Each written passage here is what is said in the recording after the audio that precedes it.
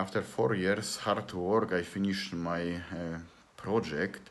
The project is called lovevol, and that's an application that can help to organize yourself, or you can manage better your company or your organization. The application contains of plugins.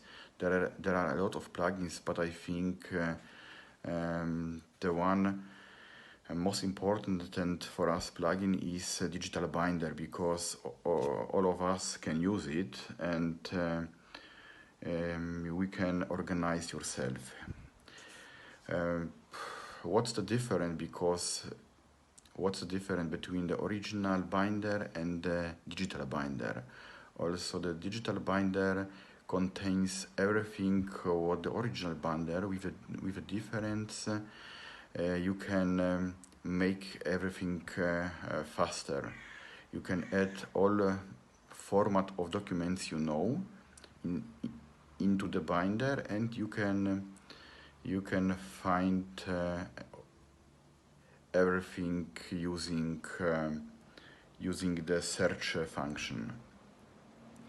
Maybe it's better if you visit the website www.lovevol.com, and you can check it yourself out, because I can tell a lot, and maybe it's not so like you wish.